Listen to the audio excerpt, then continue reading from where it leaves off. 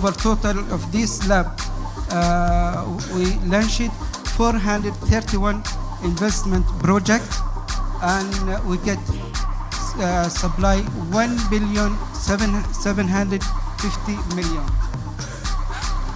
So that I can say we develop agriculture, fisheries infrastructure, enhancing the fish production, increasing the self-sufficiency, advancing the food reserve, management the water resource to support food sustainability, implemented, as I said, investment for food security. Okay, finally, important to know that sustainable food is very important, is the way to design the plant for future generation, which is need to be a balance future between the human and nature, and that will not having only in share responsibility between the government, the private sector, and the community. Thank you so much.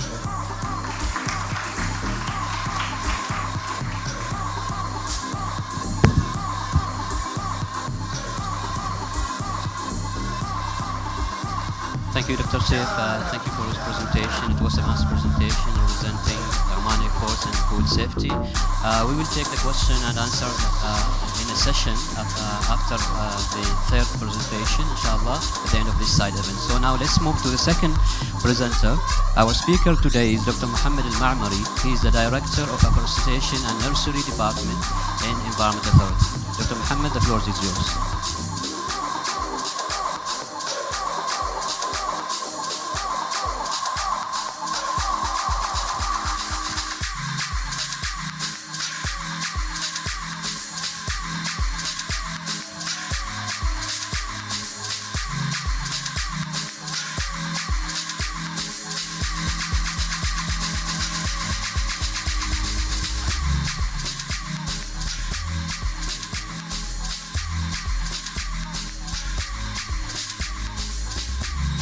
Good morning, everyone, and you are welcome also to Oman sessions here. I'm going to talking about the Oman National Afforestation Initiative from 2020 till 2025, and I'm focused more about the mangrove project in Oman. To know exactly, the mangrove is are interradial plant communities composed of polyphytic on salt-tolerant species adapted to grow in oxygen-poor, water-loaded soils, whereas they play essential role in coastal protections and cycling and biodiversity also support.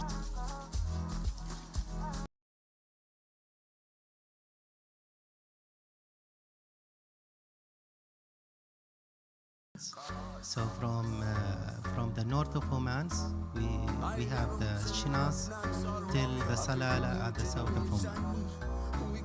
So all mangrove forest in Oman is composed of Apocyna marina species.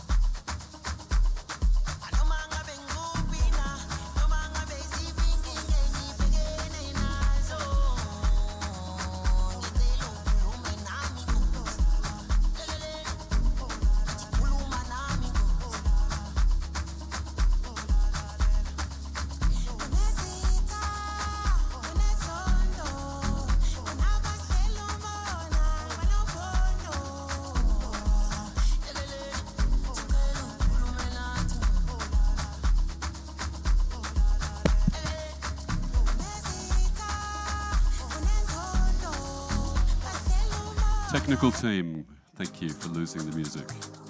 Let's lose the music, thank you. Ladies and gentlemen outside, we'd love it if you could join us inside. Bring your drinks, no problem, but we'd love to get started. We are under some time pressure, so thank you for joining us.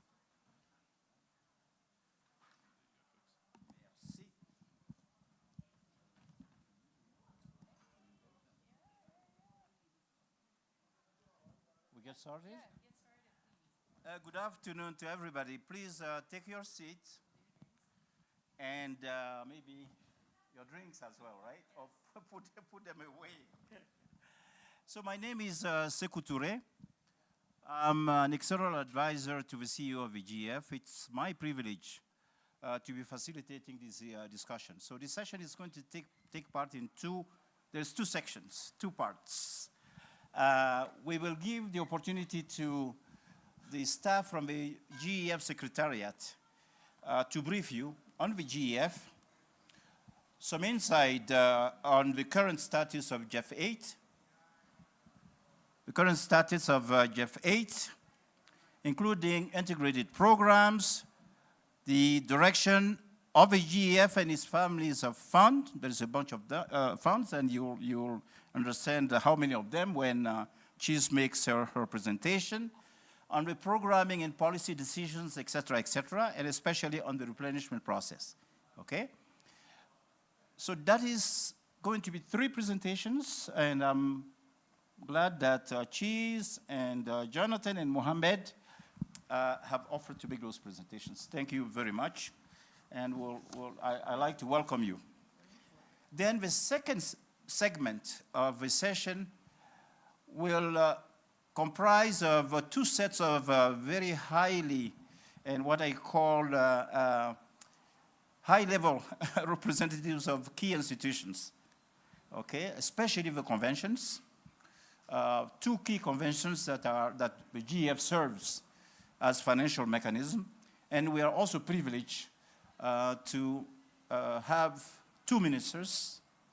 Now, the minister from Gambia and Excellency will come back to you in a short while. Thank you so much for accepting to be among us. And Julian also is in the room. So we'll get back to you, but we wanted to start with the presentations here. And I'm also honored to have the Minister of Sierra Leone. Sir, thank you very much for coming. So we don't have much time. Could I start by Cheese? Would you mind starting the presentations? And Cheese is the head of our conventions. She's a manager of 5 out of the 6 trust funds at the GEF. Cheese, please go ahead. Can you bring another microphone, or there's only one? All right, thank you. Thank you. Thank you.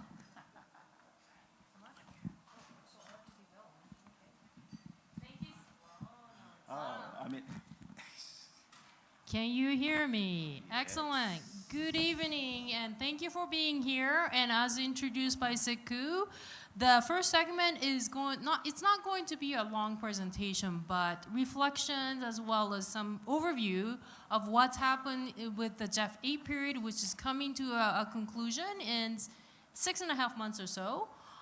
Then we will also present to you what's happening in terms of the replenishment negotiations, what we're aiming to present. And we'll also have our colleague Mohammed talk about a central feature of GEF 8 and GEF 9 programming, which is the integrated programs. We're gonna be very quick. This is an overview, and hopefully we'll have time for more interactive discussions. What am I supposed to be pointing at here? Okay, while we figure this out, let me just give you a 30-second snapshot of what's happening with GEF 8.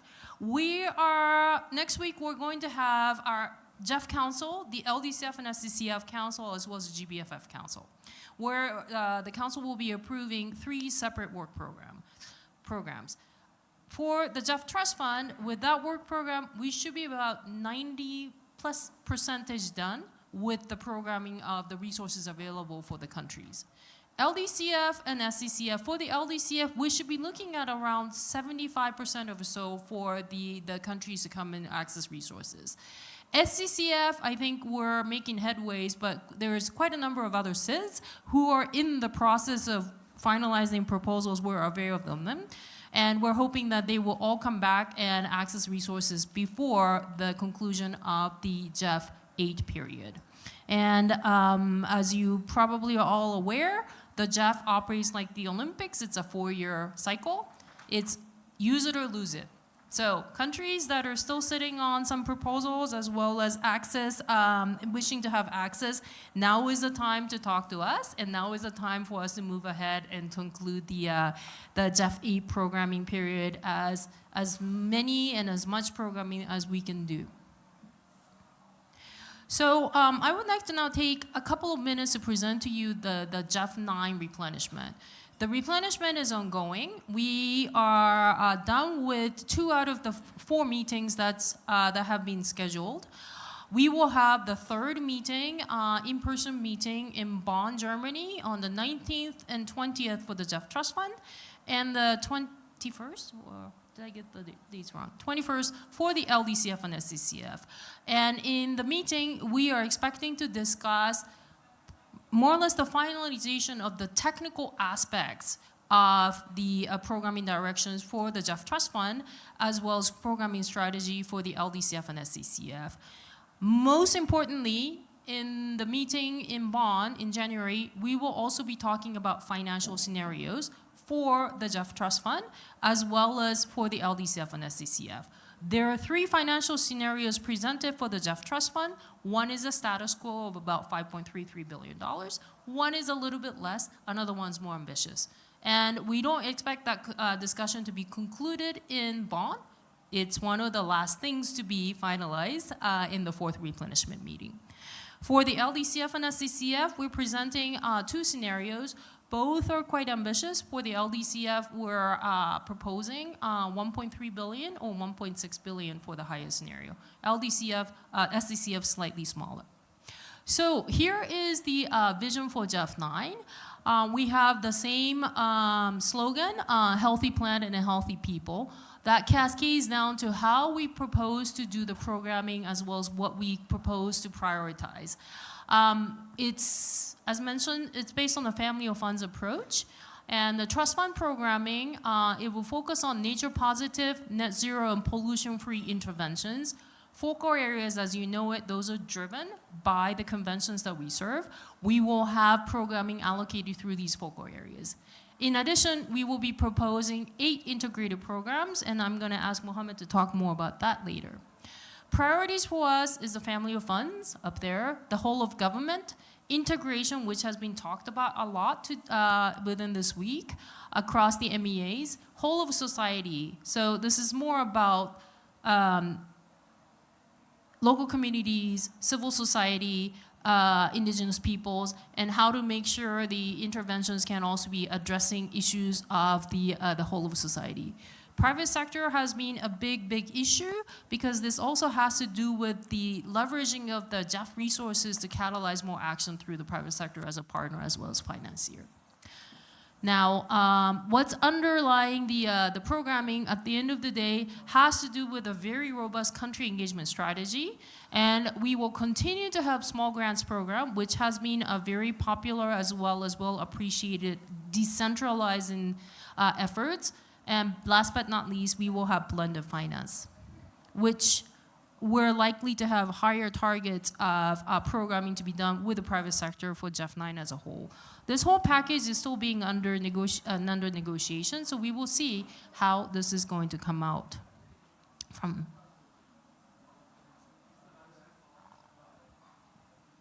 Okay, now let's go to Jonathan.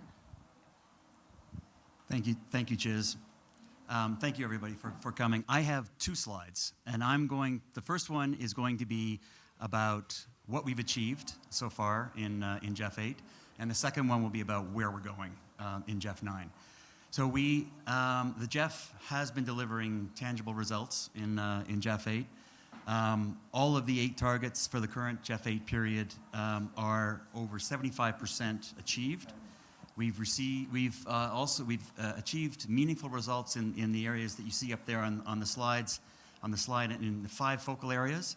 In biodiversity, the support that we provided to protected areas, protected area management equals approximately the size of Peru.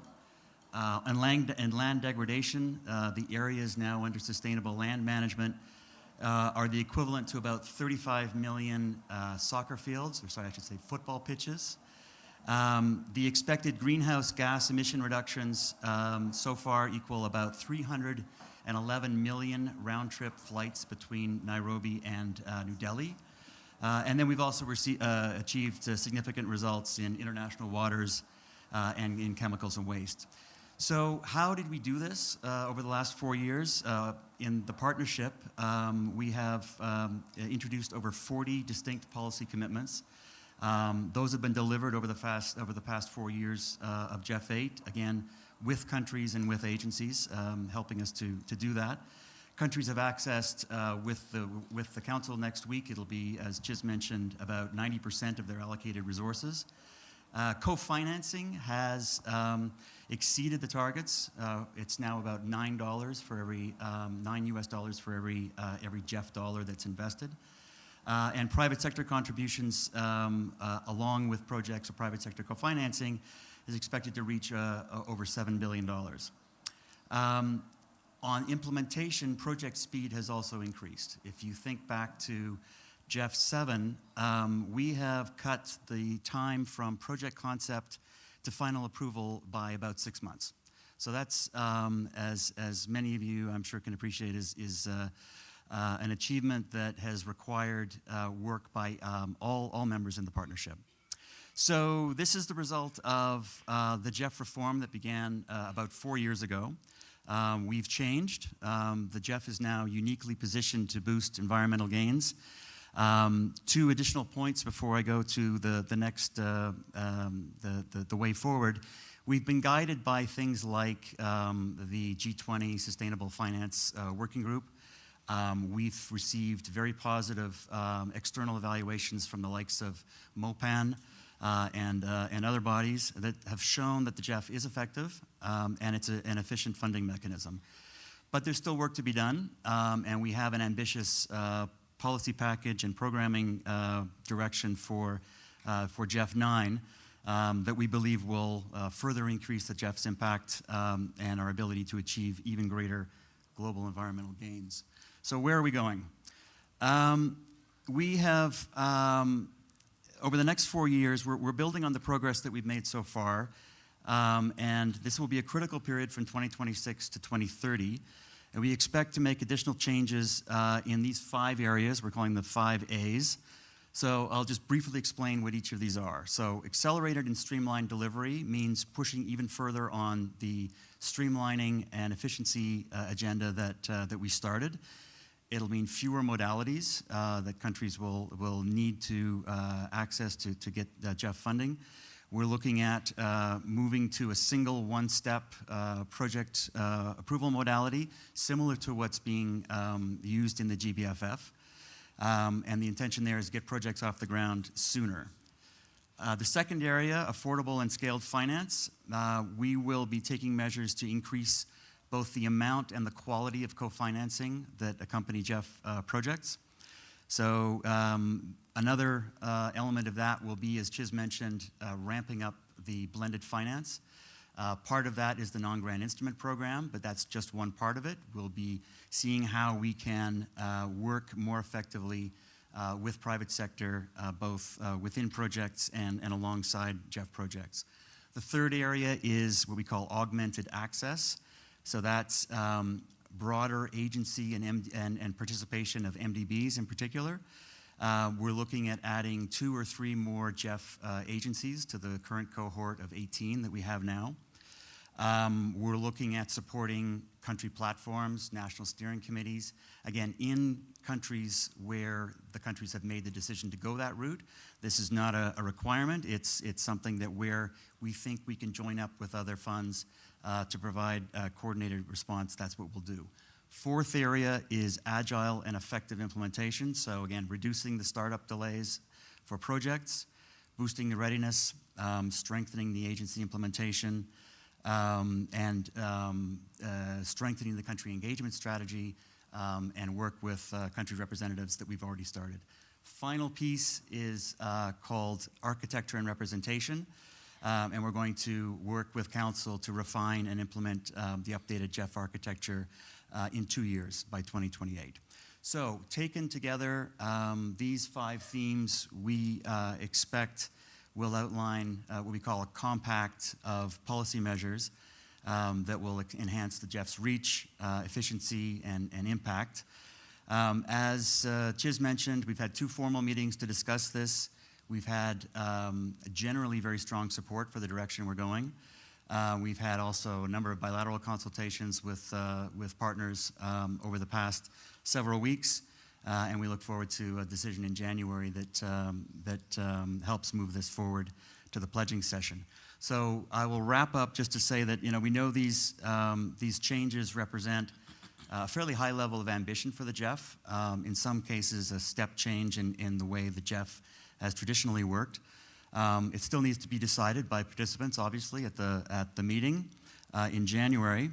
And then, of course, the next step will be for these important commitments to be accompanied by pledges that will then match that ambition and then take us and our partners further into 2030.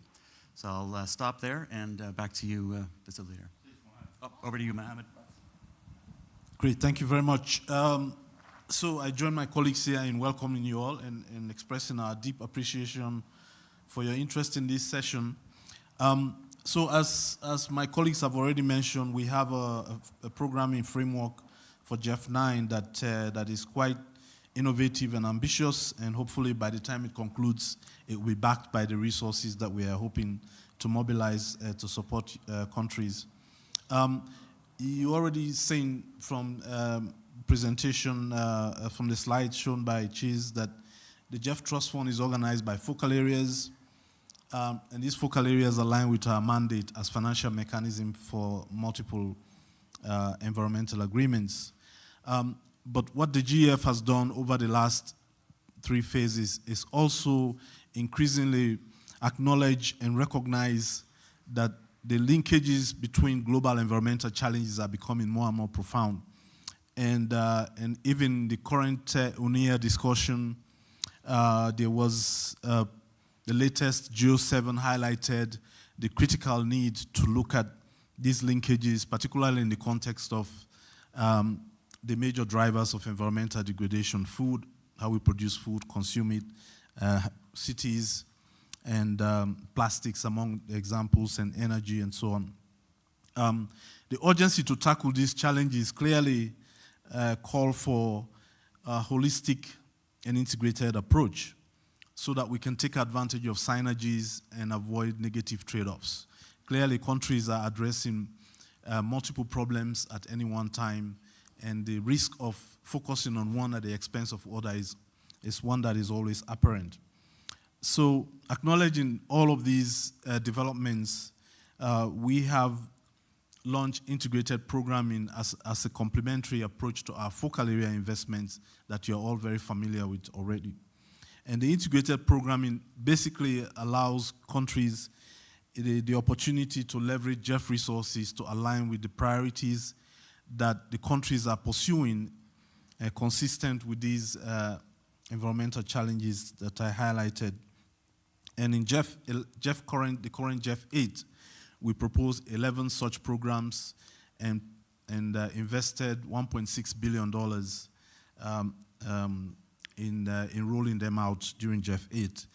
And of those, of the 144 countries, 98 of them bought into these programs. So we're really excited by the demand and the momentum that has created. So in GEF 9, we are proposing 9 new programs building on the experience that we have already, and hopefully with the same amount of resources. And what's unique about these programs is the fact that we do create an institutional framework that starts with our agencies, taking full advantage of what the agencies can bring to the table in terms of their own institutional mandates and strengths.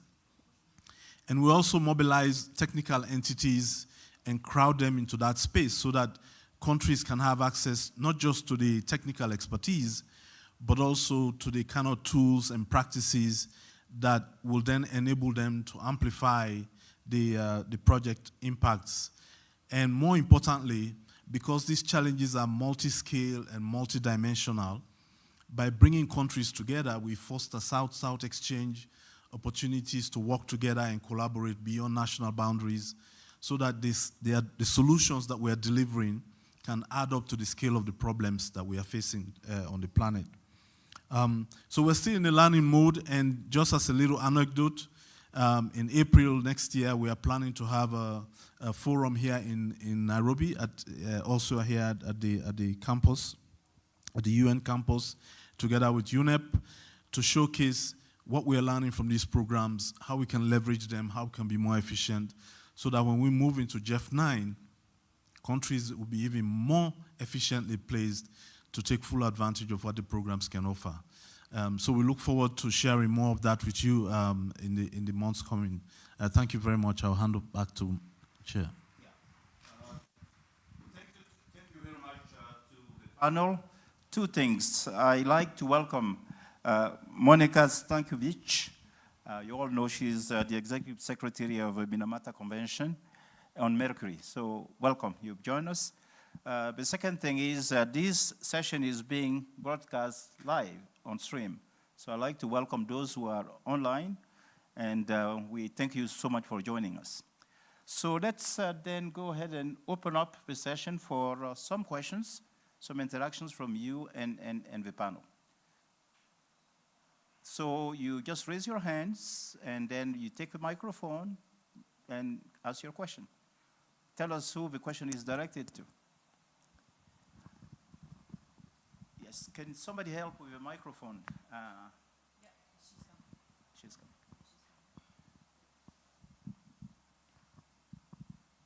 Thank you. Thank you very much for the insightful presentation around GEF. Of course, GEF has been one of the most important financing mechanism that the environment sector has always benefited from many countries. And to hear that a lot of reforms are happening in terms of responding to the different issues raised from negotiations along different conventions like the CBD, even the INC processes and all that, is very welcoming. I just wanted to say that, yes, you know, the GEF functions also through your agencies, your implementing agencies. So as you have these reforms, are you also engaging the agencies to also reform? Because apart from the GEF requirements, we also have the agency requirements. And that is on top of what GEF expects you to meet. So are you also engaging them to be able to streamline their processes in order to complement the good work that you are doing? The other issue is that beyond, you know, in the negotiations, countries negotiate in blocks. Yet these countries are not at the same level in terms of how they access GEF. I can say my country has accessed GEF for many, many years. There has never been any GEF cycle that we have missed out, okay? But there are many other countries that probably have not been able to do the same. And yet, because we negotiate in blocks, taking a decision such as whether GEF should be the institution to be accepted under a particular convention or not, has to be done as a block, as a group. And so you have divergent views, and because others, we are not all on the same, at the same level. So how are you trying to engage those countries that probably are not able to access GEF just as my country probably is doing, so that that common understanding is that it's not because GEF is complicated or has an issue, but probably there's something somewhere we need to address. So these are the two questions I want to. Thank you very much. Yes, please pass the microphone to the next person. Yeah, behind you. Thank you. Thank you very much, and congratulations, a lot of congratulations to the GEF team. My question is somehow related to my colleague here. What are the key challenges have you experienced in the implementation of all those other GEF sessions, and how are you prepared to accompany or accommodate them? One of the challenges was people were sometimes claiming that the process is complicated and so forth. So is there room for maybe capacity building for those countries which they need, and facilitation is there? Thank you.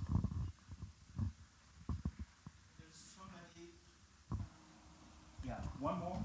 Yes. One more question? Yes, yes. Would you be kind to identify yourself, please? Thank you.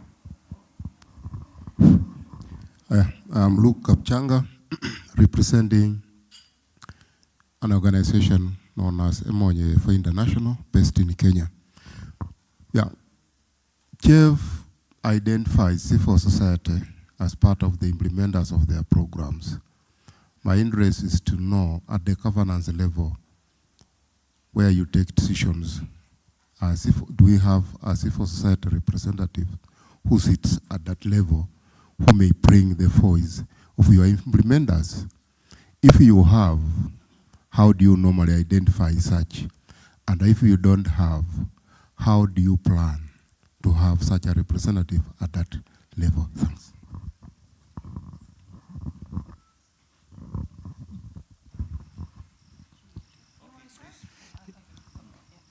All right, thank you very much for those questions. Maybe I'll start with the question about agencies and the process that agencies engage in. We actually have in the policy directions proposal that the GEF 9 negotiators are considering in Bonn.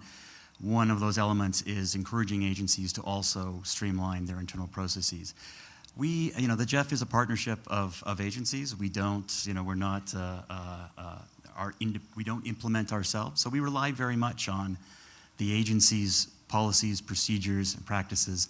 And so our challenge, and what we've been working on doing, is making sure that anything that we do is aligned with the minimum standards of the agency, so that we're not adding additional burden to get projects out the door.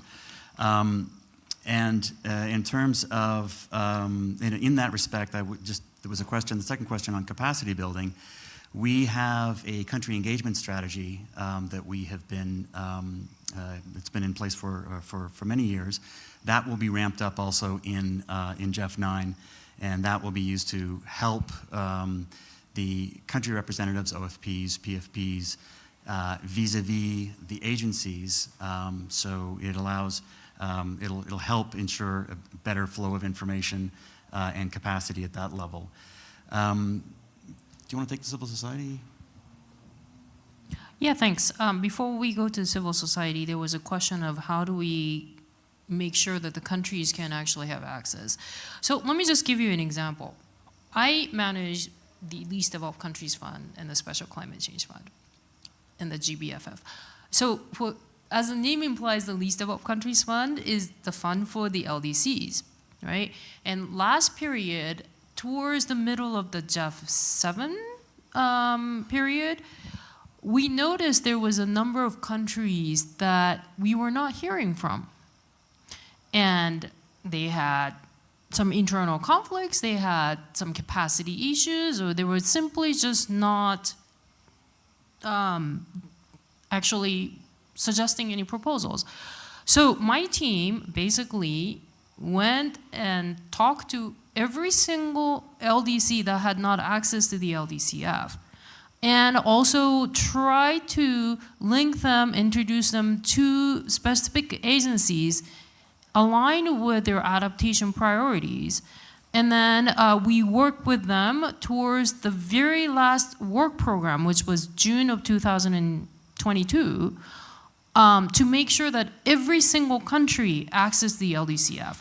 Now, I have to say, for the Special Climate Change Fund and window for SIDS, we're facing somewhat a similar situation where the money is there, but it's the first time that they had access to the SCCF for the SIDS and adaptation agenda.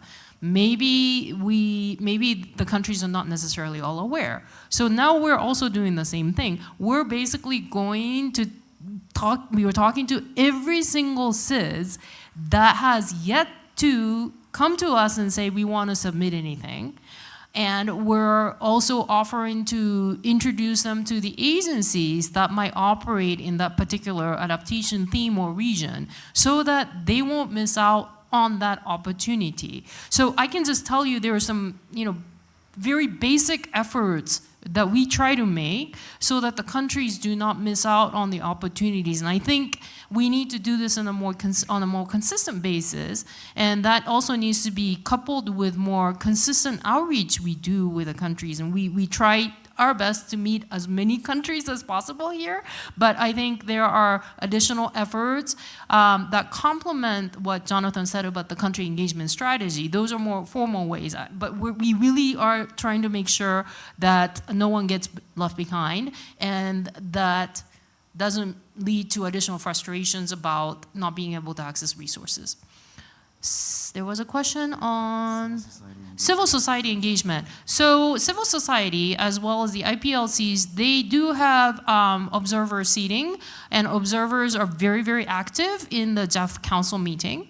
For the GBFF Council, in addition to those, we do have additional permanent observer seats for women, the private sector, so on and so forth, that are also very much active. And they are also given youth, of course, and they also are engaged in, resource mobilization, discussions, as well as providing us with some inputs on fairly discrete policy measures for that particular fund. So there are different ways of engagement with the civil societies, and I think there are engaged in also on programming and project-based discussions too. So at the governance level, but also projects and programming. Thanks.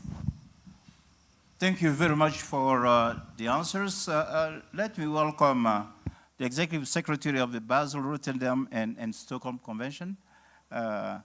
Monsieur Payet, soyez la bienvenue. Thank you so very much. Cheese, you are the head of convention and funds division at the GEF. Jonathan Caldibot, I want to make sure that I introduce you again as you leave. You are the head of operations and policy division. And Mohamed Bakar, you are the head of integration and knowledge division. Thank you very much. So we'll move very quickly to the second part of the session. We know that time is not on our side. So for the second session, which is actually a panel, it is my privilege then to invite two representatives of countries, a minister who was from the Gambia, who has accepted to join the panel and come and share Gambia's perspectives on the GEF. So, Honorable John, merci beaucoup, we say in French, welcome. I also have Julien Guthrie. I want to make sure, because I come from a French-speaking country, so I want to make sure that I pronounce your name very well. You are Senior Director at the Ministry of Water, Land, Environment, and Climate Change of Jamaica. So we have two countries that are represented on this panel, and I want to turn now to our executive secretaries. I have introduced them very, very briefly, but I want to do it formally before the panel starts. Monica, welcome. Executive Secretary of the Minamata Convention on Mercury. You all must know Monica. And of course, the Executive Secretary of Basel, Rotterdam, and Stockholm Convention. Thank you so much for joining the session. So in a nutshell, what we would like to do is to invite the two representatives of the countries that are here to really give their perspectives on the GEF from the recipient country side. And since the GEF is the financial mechanism of the conventions, make sure that the executive secretaries relate to their interaction with the GEF. So if that is agreeable, so what we will do, we'll ask one set of questions for the countries first, and then the executive secretaries, we will let them react, and then we'll go to a second set of questions, and I will proceed the same way. And at the end of their interaction, their communication, we'll just give you the floor, and invite you to ask questions that you might have, or make some contributions in the panel discussion.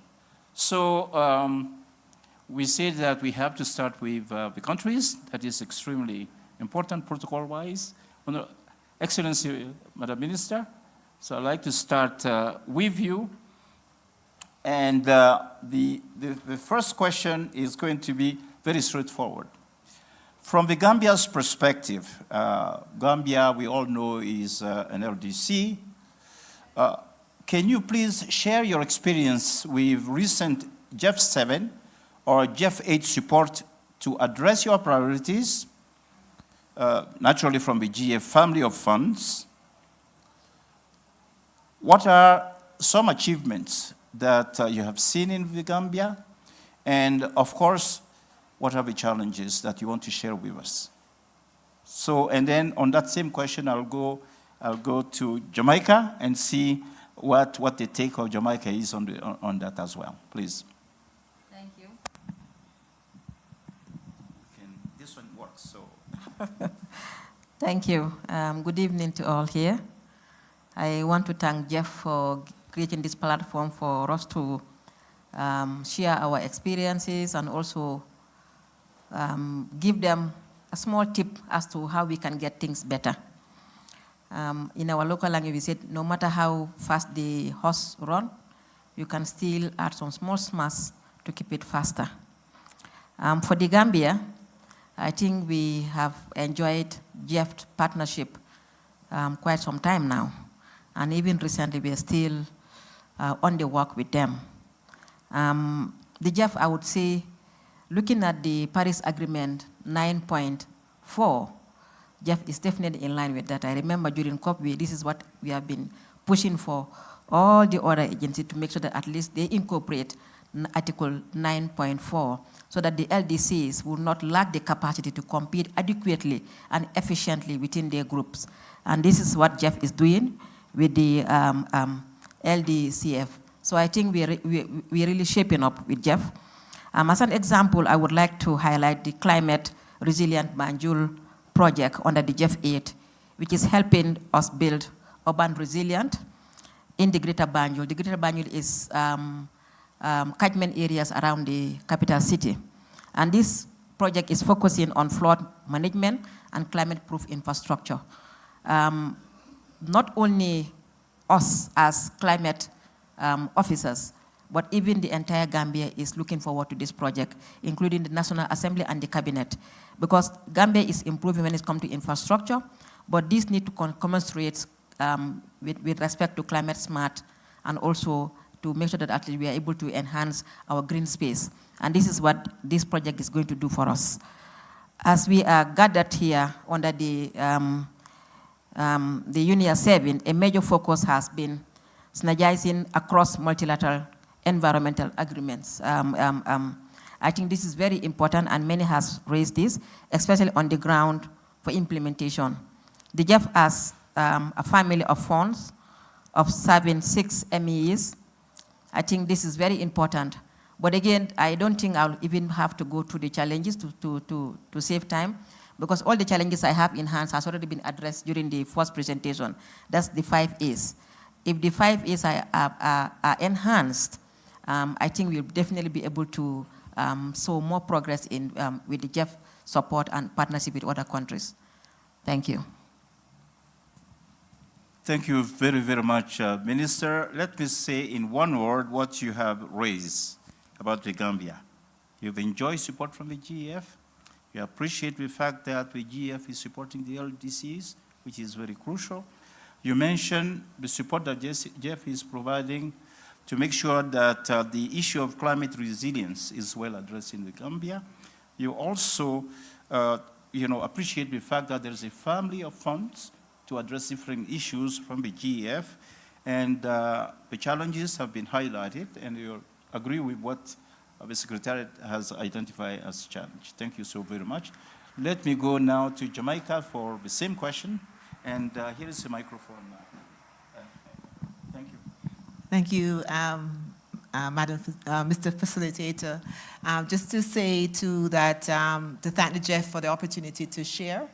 I actually happen to also be the GEF operational focal point for Jamaica, and I'm also the SIDS negotiator for the GEF 9 replenishment process. So I come to this discussion with wearing many hats. So for Jamaica, the GEF is extremely important. In fact, it's important for all small island developing states. The GEF represents for us that mechanism that allows for funding for a lot of our environmental priorities at the country and regional levels. It is very consistent in terms of its ability to provide funding support. But as the minister said, if the 5 A's are not addressed, there are those challenges that we still need to address to be sure that the GEF remains efficient, effective, timely, and responsive to all the issues and concerns of small island developing states.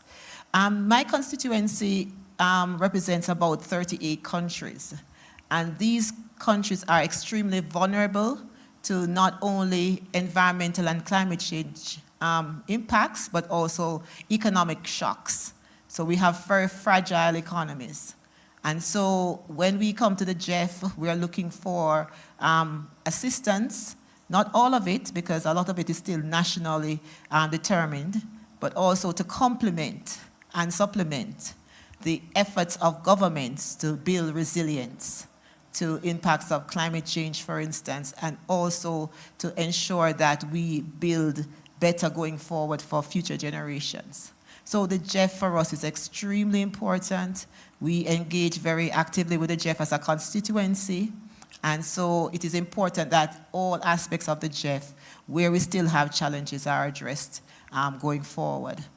For Jamaica in particular, I won't talk about the climate resilience, but we have a project that we are implementing now looking at the circular economy of plastics.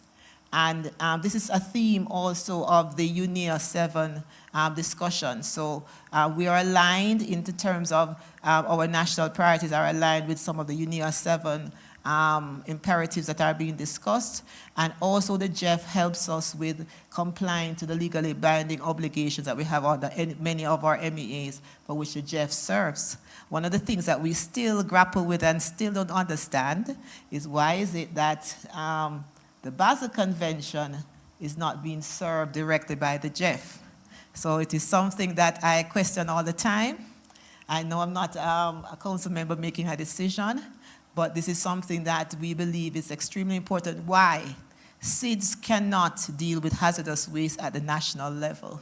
We deal with the transboundary movement of that waste. And so for us, Basel is very important. And so what we try to do is to have projects. Even though Basel is not the GEF is not the financial mechanism for Basel, we try to have projects that are cross-sectorial, multi-stakeholder, and try to deal with some of the issues that and concerns that we have under the Basel Convention. So I'll just leave it here for now. Thank you. Thank you very much. Again, in one sentence, you are indicating that the GEF is extremely important to the SIDS, to Jamaica as one of the SIDS, that you appreciate the ability and the possibility that the GEF offers the country to address the key priorities, especially to respond to your obligations vis-à-vis the MEAs. And you are also indicating that the GEF resources are coming to complement the resources of the government, which is extremely important. And you gave an example of a key project and under the Basel Convention on waste management. That is a good example of the kind of project that you expect from the system. Thank you so very much. Now I want to turn to the executive secretaries. The first question, and let me start with Monica. I mean, I have to be fair, Rob. I'm sorry, but you know, I want to start with Monica. As we come to the end of GEF 8 period, can you please reflect on how the GEF has served your convention and its goals? And a related concern is what has been done successfully and what you think are additional needs in particular. Thank you so much, and good day, everyone. And thank you so much for being with us on this important discussion. And I would like to start by saying that Minamata Convention is very specific, and most of the deadlines in the convention for parties to implement are 2030 or shortly thereafter. And therefore, GEF cycle is a decisive window for compliance for the Minamata Convention, and we would like to keep up the pace of implementation we have achieved so far. And what also we have heard a little bit today, of course, when the new convention is being created, is always based on the understanding that GEFs comes in if it serves as a financial mechanism to complement mobilization of domestic resources. So we are very happy to see that parties are really implementing the convention. They put the required legislation in place, and I think we see the movement and we see the good progress. What I would like to say regarding GEF 8, I would say that for Minamata Convention, GEF 8 has effectively prioritized what needs to be prioritized. One example is Planet Gold program, addressing mercury use in artisanal and small-scale gold mining, a complex issue. We have a global electronics management program and another new program that addressed the mercury-free supply in non-ferrous metals production, which is very important for our convention. We have a project addressing mercury use and other chemicals used in skin lightening products in Africa, where we have 10 or more least developed countries participating. We also have a new project, big project related to trade, and also projects related to mercury use in chlor-alkali industry, which are essential to ensure transparency and reduce illegal flows of mercury.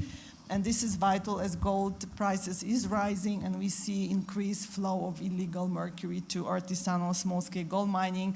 And recently also new enabling activity to review national action plans for gold mining sector. So I would like to conclude that I see how more and more GEF goes hand in hand with the priorities the convention sets, that the COP sets, but also in addressing the entire range of obligations under the convention. I feel we just have picked up the pace, and I would like this pace to be continued in GEF 9. Thank you.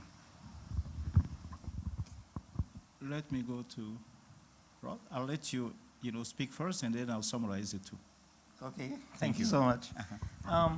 I think GEF 8 has really been successful for us because indeed there was a big increase to this portfolio over the last portfolio. And of course my intention, and Cheese and colleagues know very well, is to spend all the money. Because otherwise if we don't spend it, you know what's going to happen. Donors will say, but you don't need the money. This is the logic that works. So I'm talking to countries here. We need to spend all that money first because it's a big need. It's a massive need that countries have. But the challenge we have, and here I'm going to point to 4 big challenges. The first one is political priority. I have countries today who are sitting on all stockpiles of DDT. And they think GEF money will be available when they decide to wake up and realize the DDT is there. The money will be available for them to do the disposal. They might be available, but the companies that destroy the DDT might not be in operation. So this is a serious issue when I meet with ministers, governments, and tell them, look, the funds that we have now for dealing with those legacy chemicals that you have stockpiled somewhere in a warehouse, everybody's forgotten about, it's important that we get rid of them now when the resources are available. And the GEF knows very well, we have discussions all the time, dealing with hazardous chemicals is a bottomless pit. You throw money at it because you cannot do anything with it. You have to carry it, secure it, put it in a special facility for destruction. So it's literally throwing away money. You don't get, the benefit you can say you get from it is a global benefit of a cleaner, healthier environment and a better health and all this. But at the end of the day, when we look at the, let's call it the multiplier benefit of investing a certain amount of money and the amount of benefits you get from it, you know, it is not always similar to the biodiversity project or even the climate change project for that matter. So there are some specificities within the chemicals and waste area that, you know, needs to be properly understood. The second one is the high risk. People wanting to carry barrels of hazardous waste across borders, on the ocean. Who wants to do that? Nobody wants to do it. You need very specialized agencies. You need proper containers, and it's a high-risk business. So again, there's a high risk involved compared to, you know, the biodiversity work we do. Yes, you might be eaten by land, but that's a different topic. But there are chemical waste, and we have to face the reality that there is complexity when we work with this. So engagement of governments is very important in that process. The other consideration is inventories. It's very important that we treat the hazardous waste, but not the non-hazardous waste. And most of the time, they all mix up together. And this, I give you the example of we have PCB-contaminated oils, and the cost of destruction of PCB-contaminated oils is very high. So you might want to really separate the PCB from the oil, if you get what I mean, so that you can improve the cost effectiveness of the destruction. So national inventories are very important. And many countries come to me and says, look, I have a hazardous waste problem, I want to solve it. The first question I ask, do you have an inventory? Do you know how much you have? Do you know in what state it is? Do you have it in storage? Some, of course, are still on electricity poles, and that brings another dimension to this, especially for PCB transformers. How do we take it down, put in the new one? And indeed, we are exploring now. We're working together with the GEF, the World Bank, and whatever, linking up our, toxic chemical elimination with energy projects like grid renovation, so that once the guy goes up to take down the transformer, I'm saying it in a very simple way, there's a guy down there who picks it up and goes and destroys it for us, right? But this kind of synergies and working together is very important. So these are some of the nuances, and we need to work together to really make this portfolio work. And there are a lot of, like I said before, risks. Now, coming to Gillian's point, I completely agree. You know, the parties have a lot of power. They don't realize they have so much power. Come to Basel Convention, put on the table, I want the Basel Convention, the GEF to be financial mechanism for the GEF. I mean, and I'm saying this with all fairness. The problems we have today with waste management is because Basel Convention has no financial mechanism. And the problem is accumulating every day. The problem of waste management, and the countries, the Minister from Gambia certainly will tell me, Gillian from Jamaica will certainly will tell me, it's accumulating. And we don't have a serious mechanism, financial mechanism, that can support the work of Basel, who's existed for 30 years, and could have even significantly contribute to addressing even the plastic challenges we're doing now. I mean, one of the things, and I will stop there, sir, sorry, sure. is we are now negotiating an international treaty for plastics.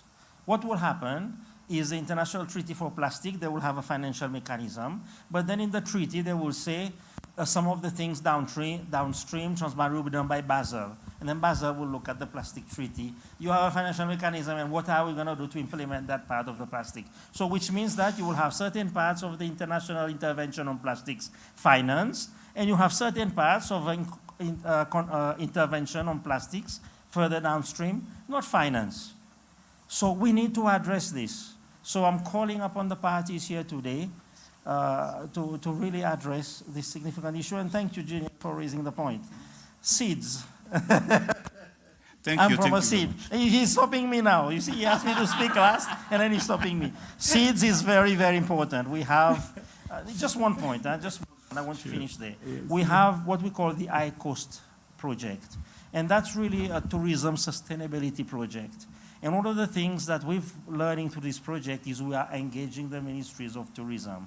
And what we found in some countries, the ministries of tourism have no capacity for GEF project implementation. So we're asking the ministries of environment, which I presumably is more, please go and help those ministries of tourism because it's important if we want to. We've been talking synergy here in the, if we want to have better benefits from, and that's a project on the GEF 8. So if we want to have much more impactful cross ministry synergy and impacts of the GEF. I will stop here. Merci beaucoup. Merci beaucoup. Let me make it one sentence and I have to summarize, right? on Minamata Convention, Monica highlighted the crucial things that have to happen. We need to accelerate the pace of action, and she went and mentioned the role of the GEF as a financial mechanism in that process, and she focused on some of the key things that happened in GEF 8. The priorities that have been addressed, and we need to prioritize, to continue prioritizing. She also listed a few issues that have been addressed in the context of GEF 8, in particular in Africa. And she mentioned the issue of mercury and said that she's grateful that there's an alignment between the convention, the secretariat of the convention, and the GEF Secretariat. And Rolf Payet did not say anything different. He thinks that the pace of actions have to be accelerated. There are some political priorities that have to be really set. He's concerned of legacy issues because that is making the work of everybody extremely difficult. And risks associated with dealing, in particular under these conventions, are extremely important and greater than in other areas. That's how I see it. And he also went into, what are the key things that have to happen at country level, and maybe inviting everybody, countries that there is a financial mechanism for the convention. And he concluded with, what is happening with the SIDS. So that was the set of first questions and answers. I have another set of questions. So if you don't mind, let me go through that and invite our panel members to be as brief as possible in their response so that we can go. I think that there is a cocktail at the end of the session. We are at the end of the day. So, Honorable Minister, let me again start with you. We are talking about now we are looking forward. GEF 9, the replenishment process has started. Could you please share with us your expectation of the family of funds, naturally including those of the LDCs for GEF 9? And that will be the same question for you as well. Yes, thank you. I think individually, we all have our different expectations because we have our targets, which are unique to each country.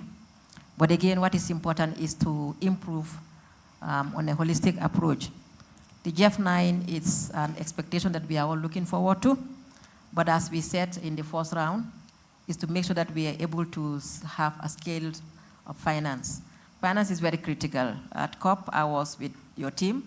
And this is one thing we hold on to the rest of the bigger basket, to make sure that they're able to give more, because if there is no more, then you cannot scale it up. So I think that is very important. We have to be realistic. When we are asking GEF to do their best, to stretch their muscle, to make sure that what's in their basket is being exhausted, meaning that they also have to open up. But for the Gambia, what we are looking forward to, and then the good thing is the Gambia has been part of the council, and this is one thing that I also applaud GEFs for, because when decisions are made and you're not there, it will be difficult for you to be remembered. But if the decision you are on the table, then it's easy, and I want this to continue.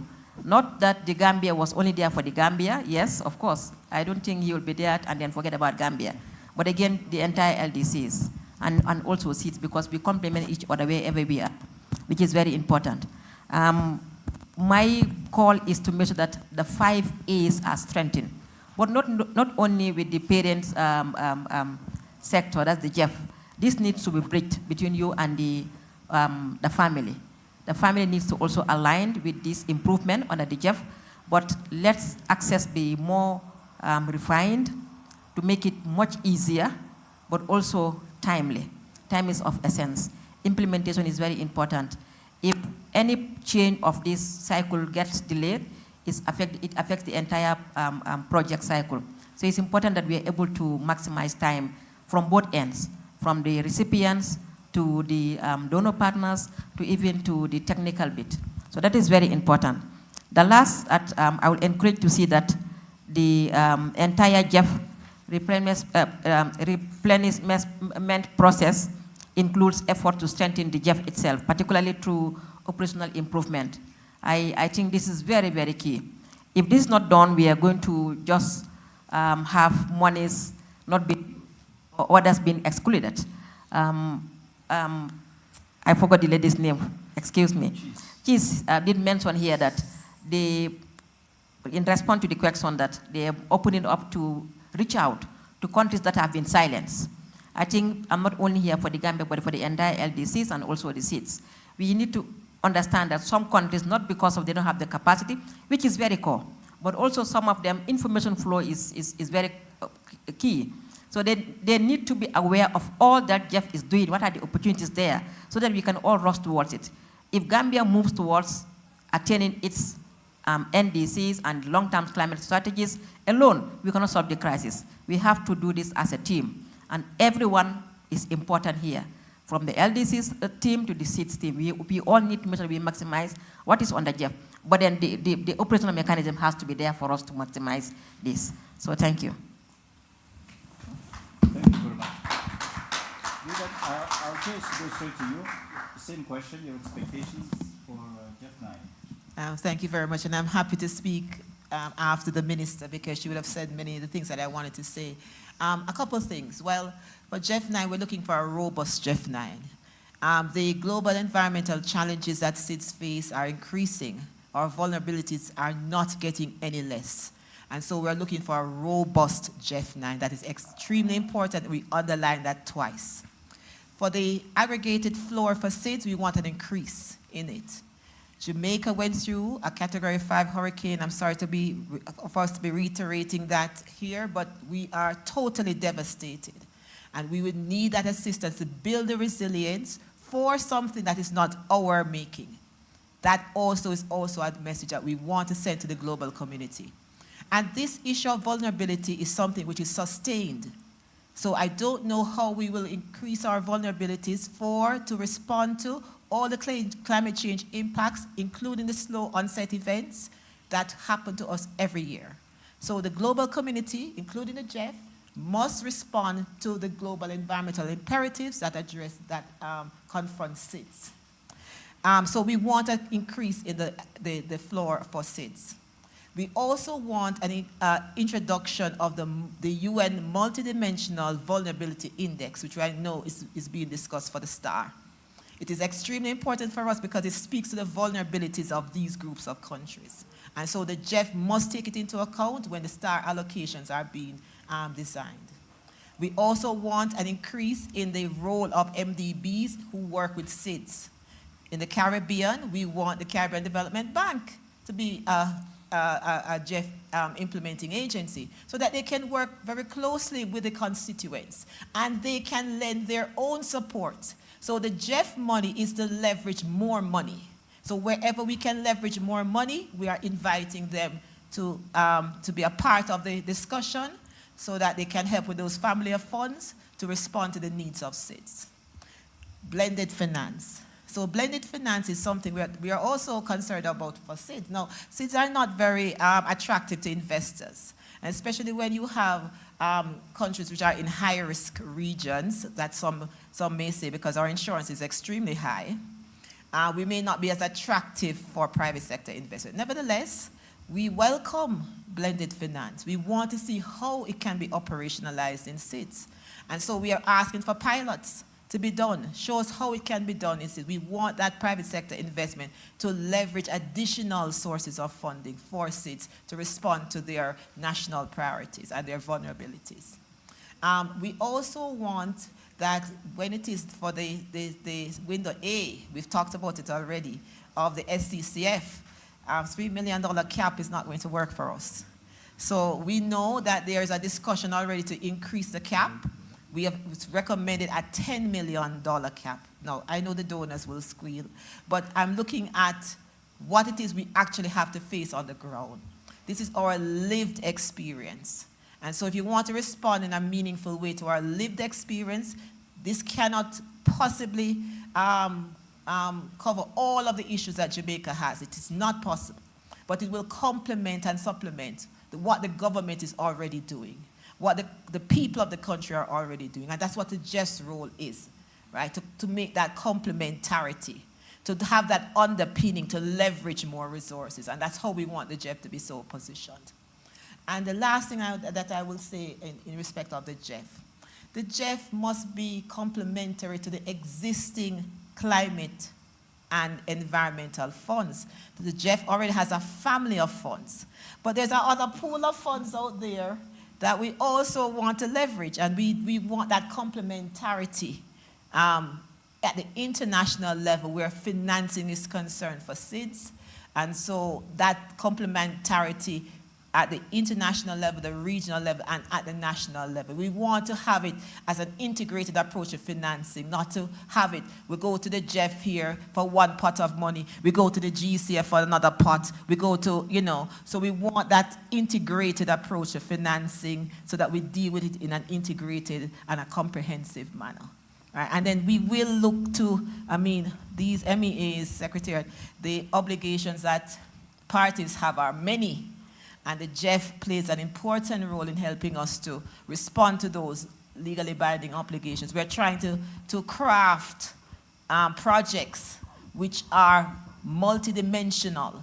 So we don't just deal with one issue, because the national issues are not just one. So we deal with it in a more integrated way. If it's something to do with mercury, we look at the mercury waste, so that we deal with Minimata, and we deal with Basel, and we deal with public Stockholm at the same time in one project. So these are some of the things that we are looking at. For time's sake, I would like to go straight to the conventions, so that we let them give us their perspective on GEF 9 as well. And then we'll just summarize what all of them have said in 2 sentences, if you may. Rob, I'm always, I have to start with Monica.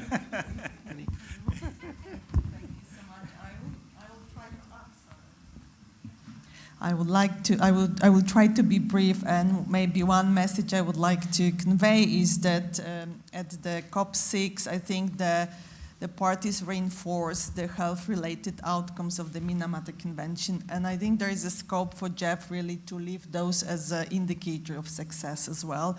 I understand that this global environmental benefit is a rule to follow, but I don't see any obstacle to complement it with these health-related outcomes.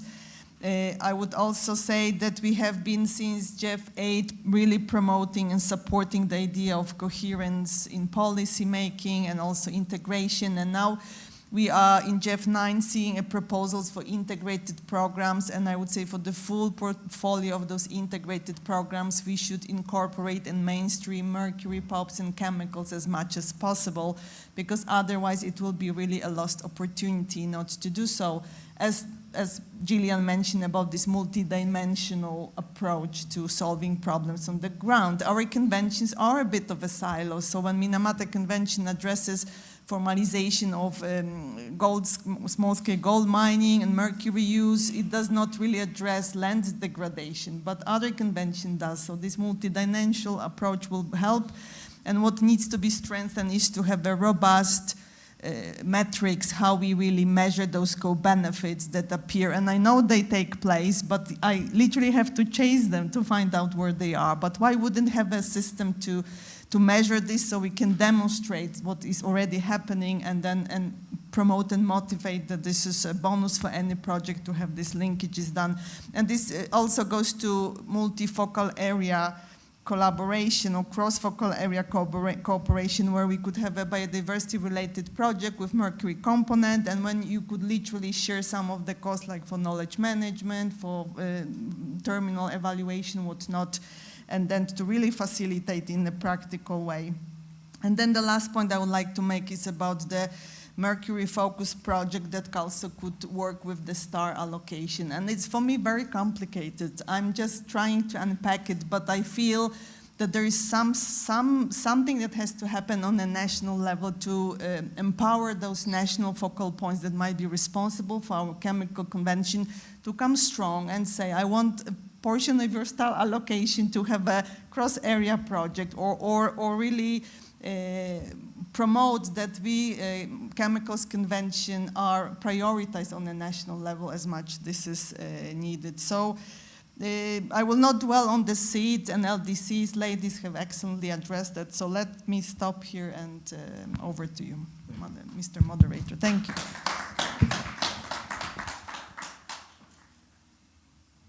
Please. Okay, thank you. Last not the least. Thank you so much. I mean, of course, the first and obvious point is more money. We will not be able to solve the challenges that we have before us in the chemicals and waste sector if we don't have more resources dedicated. And I think that's an important one. But it comes with a caveat.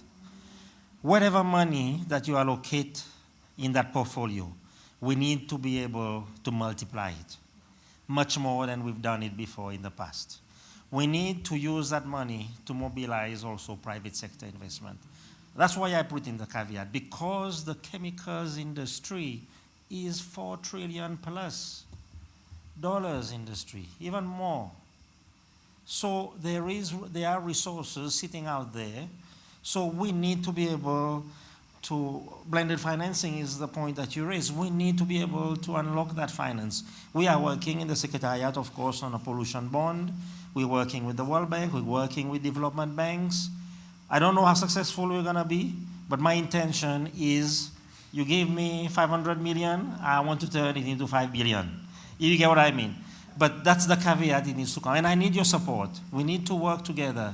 Because even if we mobilize all the resources under GEF 9, we will not be able to address. And we need to engage with the industry, with the private sector, even with consumers, because they have a role to play, because the polluter pay principle is there. The extended producer responsibility has to also apply to that sector. The second point, and I think good point, Monica, because I have it here, star allocation, international waters, IPs, integrated programs. We need to start ourselves to ask that question. I look at this project, are there any chemical and pollution related issue? I'm conserving a forest catchment. Are there any pollution and issue there? Yes, because somebody might come and dig a hole there to look for gold, for example, or extract another mining. So we need to have this, because otherwise it's very complex for us. And as we've seen with the previous IPs, for example, we haven't been able to tease out the pollution links to the extent that I'm happy. You know, we have, and we need to get this right in the GEF 9. And I'm working together with the GEF so that we can have those clear placeholders so that we ask the questions. And also when we have chemical projects, we need to ask the biodiversity questions. We need to ask the climate change questions there. As I gave the simple example of the transformer replacement and grid upgrade in the case of the energy transition, in the case of reduction of emissions. We need to be asking these cross-sectoral questions, otherwise we will not be able. And the final point, sir, and that's very important, is the knowledge management. We need to know and we need to better manage, measure how effective our projects are. And I think this is something we've been discussing with the GEF, and we'll continue working and developing the methodologies, especially now in the age of AI, how we can mine all these projects that we've implemented in the last aid replenishment, identify the gaps, identify what we've been able to achieve, identify the lessons we've learned, identify the tools and technologies that have worked in one particular country, but we have not been able to scale it or transfer it to another country. Lots of potential there. I will stop here, sir. Thank you very much. Thank you. My takeaway, which I want to be the same for everybody, I heard some buzzwords. Can I go through those buzzwords? One, holistic approach. 2, needs for robust GEF replenishment. 3, alignment between country priorities and GEF's country priorities and GEF policies and support. 4, continue to take into account the SIDS and LDCs concerns. Look at the outreach that we are doing to make sure that the LDCs and SIDS in particular, receive the kind of information that they need. The issue of vulnerability of the SIDS and LDCs is very, very crucial. Needs for us then to look into some of the indexes in the STAR to make sure that, the necessary attention is given to those concerns. The issue of blended financing and also, including private sector engagement, very, very crucial. Health-related links with everything that we are doing. Coherence, integration, multi-sectoral approach. More money, again, say in a different format. A lot of good replenishment for the GEF, but more money. Those they can go together, right? But we can split them. And knowledge management. So this is a summary of the buzzwords that I want you guys to take away from the presentation. So what we'll do, I think I don't know what time it is now. I'd like us to open the floor for questions that everybody may have. And again, we are running out of time. We'll appreciate if you can be brief. So, floor is open. I like that very much. So my buzzwords have really paid off, right? Great. Cheese, I think that we have really reached the end of the session. Before I invite for the closing, I wanted to make sure to turn back to the panel and ask whether any of you have anything extra that you want to add to what we just heard in a nutshell. Just one. You see? That was very, very smart of me. I'm not going to be long, Mr. Chair, but just to say that because we need the implementing agency to support us in project implementation, project conceptualization, project implementation, the streamlining of the processes that of the implementing agency is extremely important. It cannot be added to the bureaucracy at the national level. This is why projects are delayed in submission to the GEF. They must be streamlined, and so we ask the GEF as well to take a look at what are the processes, the internal processes of these implementing agencies, and how it can be better improved to garner efficiencies. Very crucial, and thank you. Cheese, on your behalf, I wanted to say thank you to everybody before we go to the closing. Cheese is the head of delegation of the GEF, taking over from Carlos Manero, right? And thank you very much. So we are really privileged to have the Republic of Uzbekistan to do the closing. So I'd like to invite then His Excellency Mr. Alisher Solomon. You are advisor to the chairman of the National Committee on Ecology and Climate Change of the Republic of Uzbekistan. Thank you, sir.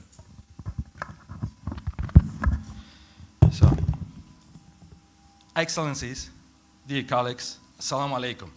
Good evening, everyone. It's a great pleasure to join you at this very important side event dedicated to the opportunities for developing less developed and small island countries. Being one of the developing countries, Uzbekistan is honored to host the next 8th Assembly of GEF in Samarkand on May 31 to June 6, 2026. It will be our privilege to welcome, thank you so much. Thank you. It will be our privilege to welcome all GEF Assembly participants at the historic city of Samarkand. as the world capital of cultural tourism according UN Tourism Organization. Today, Samarkand is a vibrant destination with rich history, culture, gastronomy, and unique hospitality. 3,000 years old ancient Samarkand, historically known as Marakanda, strategically located at the heart of Central Asia and provides easy access for delegates from around the world. These gathered participants across the globe. Dear friends, with hosting the assembly in Uzbekistan, we truly believe the Central Asian states, developing, least developed, and small islands countries will benefit from GEF support to scale up climate resilience, prevent biodiversity loss towards sustainable development. I would like to invite all of you to participate in the 8th GEF Assembly in Samarkand next year. Also, you will be warmly welcome at the Eco Expo Central Asia 2026, matching point for providers, recipients of sustainable solutions supported by international financial institutions. This event will be hosted parallelly to Assembly at the Expo Center at Samarkand also. Many thanks for your attention. See you in Samarkand. Katta rahmat. Thank you so much. Thank you very much. And thanks to those that stay with us online as well. Merci beaucoup. Et bonne soirée. There's still some little food, out for you. Some drinks also. Thank you very much, Minister.